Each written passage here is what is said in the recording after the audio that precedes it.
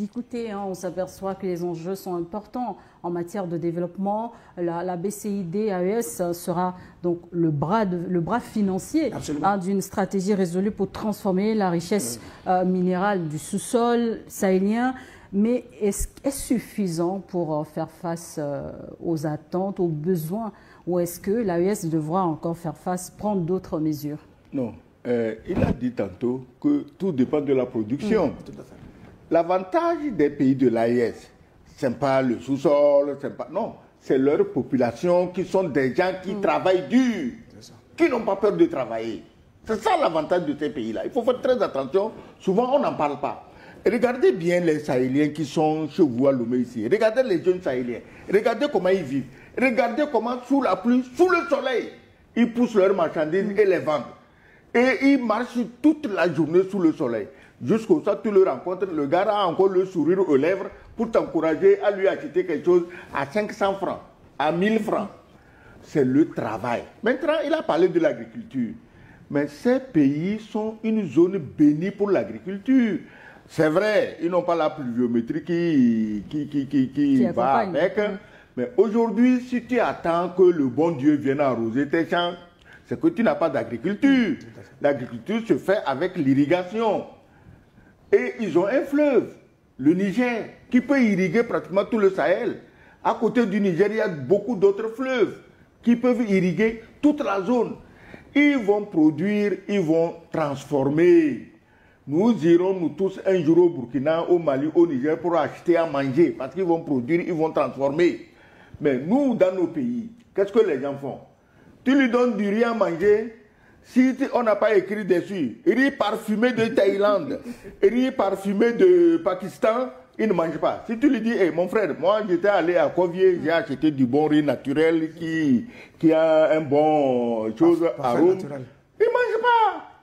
C'est l'esprit là, l'esprit destructeur de nos économies. Les gens sont tous dedans et quand ils finissent de faire ces conneries, ils n'ont qu'une chanson à la bouche. Ah, le gouvernement ceci, ah, le gouvernement cela, et le ministre ceci, ah, le président cela. Mais toi-même, qu'est-ce que tu fais? Quel est ton comportement pour encourager et développer l'économie de ton pays? Et rien. Donc, ces pays ont compris. Tu as vu les équipements que le jeune Traoré a amené la dernière fois à Bobo Dioulasso. Absolument. Mais ça te donne le vertige. À plus de 104 milliards. Il sait qu'avec l'agriculture seulement, il peut s'en sortir.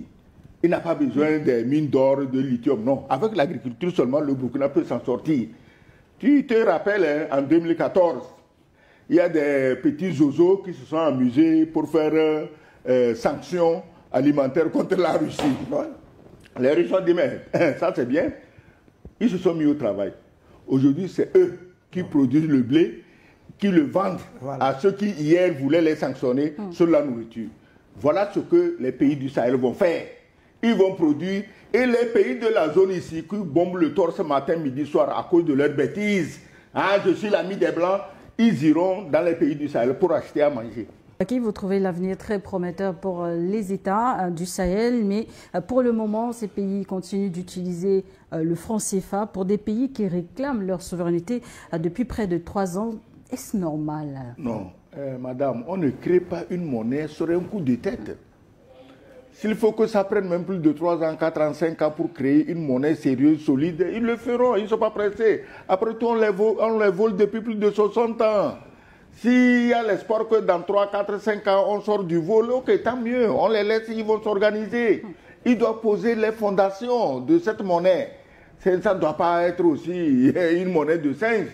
Hein? Vous parliez bien, tantôt de ce qui s'est passé par exemple avec la Guinée.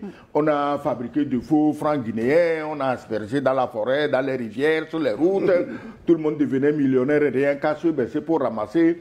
Aujourd'hui, ce n'est pas possible. Parce que les gens se demandent, mais et si on fait ça au pays de l'AES? La technologie est à un niveau aujourd'hui où, même si on fait, on peut le faire à petite échelle, ça se découvre dans les 2 minutes qui suivent et on arrête ça.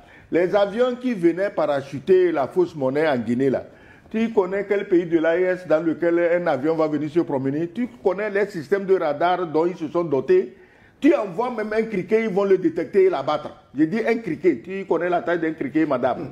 Donc, Ce n'est pas la peine que les gens soient à concevoir des trucs, des contre-mesures pour freiner le développement, pour freiner l'air du temps.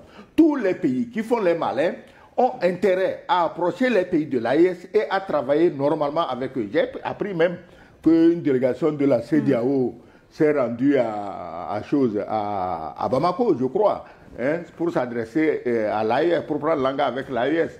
Mais depuis plus de 2 ans, qu'est-ce que nous disons ici? On dit, mais c'est vos frères. Discuter avec eux au lieu de recevoir des ordres chaque matin de Paris, d'aller les attaquer. Attaquer.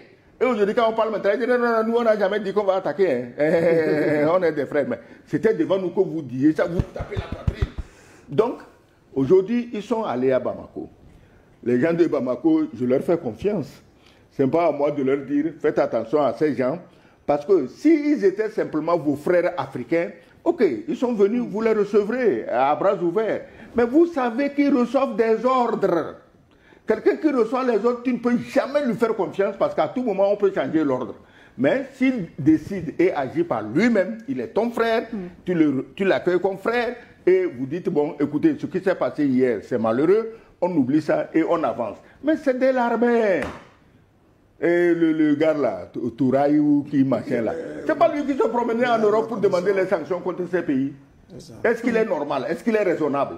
Il a oublié qu'il est noir?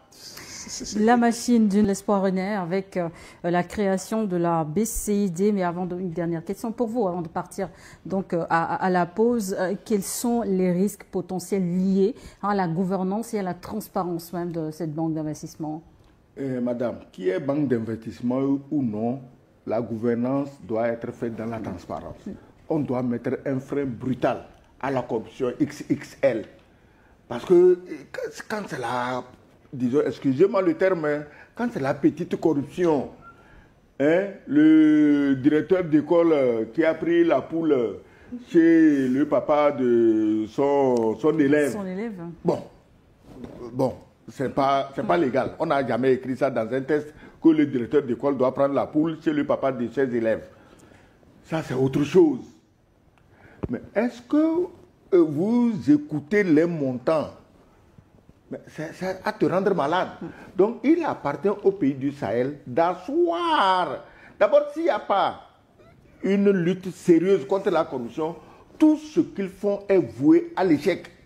Vous allez voir que les cabris qui bêlent aujourd'hui, là, demain, ils peuvent porter le costume de vrais panafricanistes. On leur donne des postes et leurs maîtres leur disent « Mais cassez-moi cette banque, cassez-moi cette société, cassez-moi cette entreprise. » Et ils vont le faire. Donc, la lutte contre la corruption doit être le fer de lance du succès de ce que tous ces pays sont en train d'entreprendre aujourd'hui.